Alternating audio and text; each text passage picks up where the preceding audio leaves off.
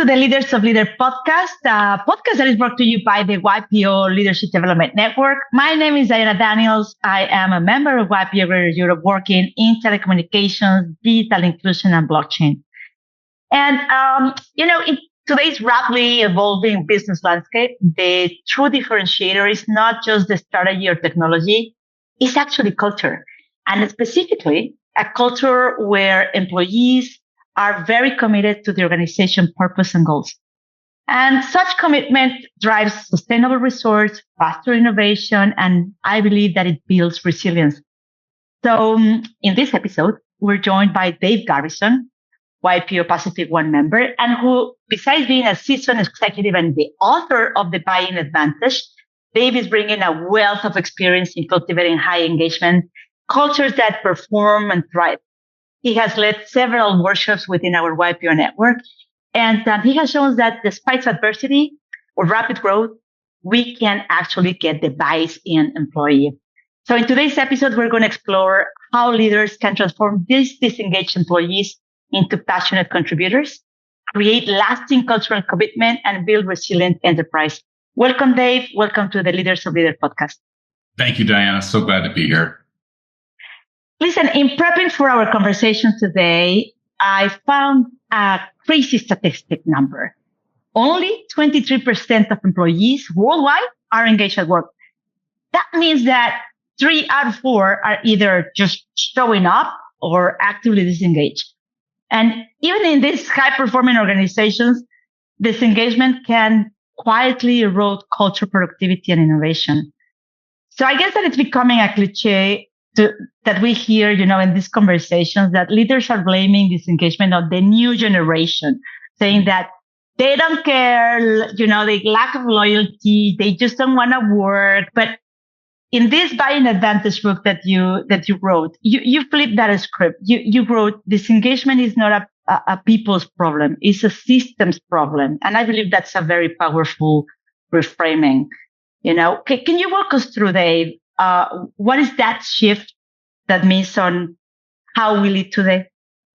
Absolutely, Diana. And it is a consistent issue that people are not engaged. So the numbers are at a decade low, according to the very latest Gallup survey, but it's not a new issue. It's pathetic that only a third of people care. I mean, deeply care. And so we'll talk about, if you go to a Madrid Real game, you see all the enthusiasm of people and you see people cheering. And how come on Monday morning when they go to work, they leave all of that in the parking lot? What would your business, how would it be different? How would your results be different if we brought all that enthusiasm, brought the whole human being to work? A couple of things have changed in the recent past that really work against leaders. One is the pandemic caused people to rethink why they're working, how much they're willing to give up to go to work. Like, how much am I willing to give up my kids or driving to work or whatever it is? So number one was pandemic caused a rethink. 2 is this Gen Z. And if I had $1 every time I heard, oh, it's this younger generation, that's what they said, Diana. They said the same thing. It's just that the generations have different ways to express their values. The current Gen Z generation obviously values money, but equally impact. Impact. How can I make an impact on the world by what I do at work? And values. What do I align with the company values? And third, is it a culture where I want to be? And those are important questions for Zs. And so I hear people complaining, saying, oh, they'll leave for a euro more or $1 more. And they'll only leave if they're not able to make impact in a culture around values they align with. That's why people leave. And the third trend going on is uncertainty. We're rife with uncertainty in this economy. So those 3 things are working against leadership. But here's the deal. I haven't met a YPOer who doesn't try their hardest every day. Nobody wakes up and says, oh, I'm going to disengage some more people today. But it isn't on the list of priorities because it doesn't show up directly in the P&L or the KPIs or the metrics. And yet it's incredibly costly in human terms and dollar terms to have turnover. And turnover results because people aren't engaged. And that's the pathetic engagement numbers you cited. But there is a way out. And the buying advantage are stories of YPO companies who have found a way to address this issue by leading differently, And it's not big bucks. It's small costs, but it's an investment of time and intent. If we're being honest, company cultures sometimes sounds like fantastic. Yes, I'm going to do my company culture. We actually have like on the typical coffee mugs. Yeah. I've seen that like our people, our greatest asset, or one team, one dream. And I know that they look fantastic in the shell of the conference room where you bring all your customers. Yeah. But the truth is that keeping people very committed, especially during times where you are having their rapid growth or tough times, as you say, the uncertainty right now, or even transitions on leadership. When you buy a company and then you're putting the teams together, there's this study actually from MIT that I was reading that, it's 10 more times likely that your employees will leave you, as you said, because there's like these toxic type of cultures that are created or generated, especially during uncertainty times or transition times. So if you can give it like maybe in the how to, how can leaders turn those values into these daily behaviors that can prevent the cultures from eroding, as the company scales? How don't you lose the culture in the transition period? Yeah. In high growth, it's even tougher to be a leader because there are so many things on your to-do list and nobody's knocking on your door saying, pay attention to culture now, pay attention to culture. It's a Tuesday. And we also don't have models from the people we worked around and from on how to create great culture. So what can we do? Here's the deal. We have to understand that we are part of the problem. It is not them. It is us collectively. So that has to be a core belief. And number two, we have to believe we don't need to, nor should we have the answers. While we think our job is to tell people what to do, unintentionally, it destroys culture. For example, if somebody comes into your office and says, hey, Diana, I've got a problem. What should I do? And you start telling them, you've just given them permission to not be engaged. You've given them permission to leave their decision-making muscle behind. Instead, as we say in the book, leaders ask questions, not tell. And so what you could ask that person, for example, hey, what did you consider? What do you think the answer might be? How did you come up with that answer? And how did you know that answer was a good one? And they're going to lay out for you how they think. And what you can do as a leader is influence how they think and then share your experience through questions like, what if you consider this? Or what if you consider that? So one easy step is give up on having the answers and telling people what to do unless there's an emergency. If there's a fire in the building, tell people what to do. The extinguisher's over there. Get the hell out. But other than that, ask questions, don't tell. So that's number one. Number two, we have in the book a drama-free problem-solving system. Drama-free. Drama-free means no more time wasted arguing, I'm right, no, I'm right. Have you ever sat in a meeting of 6 or 8 people and you watch this ping pong match of they're right, they're right, they're right, and everybody just sits and watches? Total waste of time because we didn't have a system for addressing how to address issues. So really highly effective leaders that create buy-in cultures always frame, here's the outcome, here's the desired outcome, here's what great looks like. That's what we're going for. And they use their experience to identify what is on the checklist in my head of what a great solution looks like. Not what is the solution, what's the criteria for a solution? And this may seem really logical, but here's what happens in the real world. We come back from this great chapter event at YPO and we say, hey, team, I've got this great idea. What do you guys think?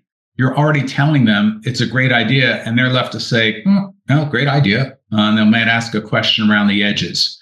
A highly effective leader will instead say, what is that addressing? What is my solution addressing? That's the desired outcome. And how do I know it's great? So why don't you share the desired outcome and the criteria, how you know it's great with your team, and then invite them in. Invite them in so they create solutions. Here's the deal. As a leader, you're going to have a lot of solutions to choose from, and you'll probably have a better one than you initially thought of because you get the experience of everybody. Because we don't know what we don't know as a leader. You know, Johari's, have you heard that times at forum? Yeah. You don't know what you don't know, but they do. Yeah. Collectively, we're all smarter than any of us are. So the book outlines a process for that. A third example, really simply, is to honor human beings before you ask them to be human doings. That means I love this. You acknowledge them as a human being. And that's the person we see at the Madrid Real game. That's the human being. That's the person I want at work. So that's simply connecting with them. So, you know, in forum, we use these connection exercises or get on board questions. Why don't we use those at work? Even if we're slammed on time, just say, hey, what's one thing you are celebrating personally and professionally? Because I want to hear what you're celebrating personally because it gives me insight into you. And there are a lot of other ways to do it, but connect with human beings because human beings, the need to be seen is a basic human need. And if we just say, you know, I noticed over 90, our receivables run a little high. Diana, let's get this under control. Okay. I want you to correct this. Okay, great. That's how we treat people because we need stuff to get done. We're urgent, and urgent is awesome. But there's a chapter in the book called Slow Down to Speed Up, how effective to get stuff done. So those are three simple things. I love this because I guess that over the past 5 years that companies have faced, you know, the pandemic, the supply chain chaos, inflation. Don't even get me started with the tariffs and stuff that is happening with this on geopolitical order. But also this, and this AI disruption, you know, like people are worried what type of job I'm going to do the next year, not even in 5 years from now, but the next year. And then the companies that have survived that and even probably thrive, I believe that the thing that many of them they have in common is that culture that have this kind of like elasticity that allow them to bounce back, you know, from this issue. What would you say that, what are those specific leadership behaviors that build this kind of proactive, resilient workforce? Yes. And what can be the obstacles that people have to you know, just jump? Yes. Imagine you were tied, your body is tied to the train tracks and you hear a train coming. It's hard to be resourceful or creative. And yet this environment of uncertainty, am I about to get laid off? Is my government going to collapse? Are we about to go to war? What's going to happen with tariffs? Will I have a job? You know, all those things make it really hard to pay attention. It's very distracting. Leaders play a key role as chief reassurance officer. Right now, chief reassurance officer. What's that mean? It means, first of all, being honest, saying, I don't know how this stuff is going to play out. I don't know what's going to happen with tariffs. I can't tell you about the future. And then anchor into certainty. What I do know is our company's compelling purpose hasn't changed, and remind them what it is. Our company's values haven't changed. And here are the 3 strategies we're working on right now. I'd really appreciate your help in making these a success. And so reassure into what we know for sure, because most of the stuff we know for sure. The odds are you're going to wake up tomorrow morning. The odds are you're going to take a shower and you're going to go to work. The odds are. So let's reassure people what we do know, because otherwise they're just bombarded by the news. You know, it's Sky, it's Al Jazeera, it's the BBC, it's CNN, it's you know, TikTok, whatever it is. And it's all uncertainty. So we have the opportunity to say, I don't know about all that stuff. What I do know is about our company. And here's why this is important work. It's because this is how we're changing the world. I like this. So for leaders that are probably looking or watching us today, and they want to go a little bit deeper into building this community culture, did you recommend a resource that they can tap into it, or any good book besides obviously the Buy-in Advantage? What resource can they use? Yeah, first of all, the Leadership Development Network at YPO are amazing members committed to leadership. So if you have a leadership challenge, like I'm curious to know other people's experience with, pop it on the discussion board. Yeah. Or let one of the leaders at LDN know that this would be a topic that would be great for a future session. So call Diana Daniels and let her know. Send her an email, let her know. So that's number one, because YPO are trusted resources. Number two, there's a book called 5 Dysfunctions of a Team, which is the best-selling business book of all time, 5 Dysfunctions of a Team, by a guy named Pat Lencioni. And it talks about it doesn't matter what your plan is if you don't have an organization of trust, if you don't have a healthy organization that's built on trust, built on conflict, where conflict is not arguing. In Old English, the word conflict means to strike together.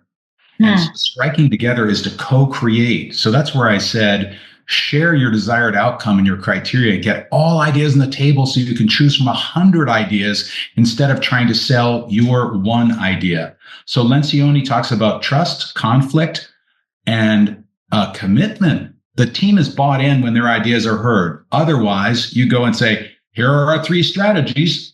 And they say, great, what's for lunch today? They appreciate hearing it, but they're not hearing you. They hear you when you say, you know what, we've come up with these 3 strategies. I'm curious to know what questions you have about them. And I'm curious to know, how could you contribute? How can your team contribute to making this a success? So invite them in as opposed to doing to them. We call that doing with versus doing to. So let's see, LDN, and of course, the buy-in advantage. Obviously. All right. So we come to this part of the program that I love is we're going to move into our rapid fire segment, which is a series of very quick questions to hopefully will let us to get to know a little bit better. So please answer it with the very first word that comes to your mind.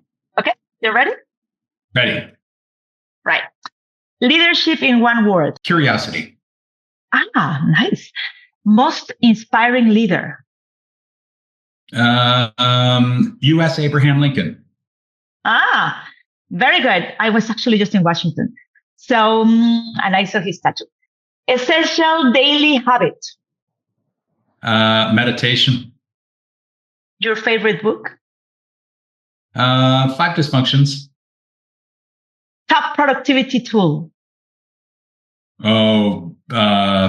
Slack. I agree. What is the biggest leadership challenge? People. Customers, employees, people. And what is the key for that people to succeed? An environment of support and encouragement. Very important. What do you think is the most valuable skill? Listening.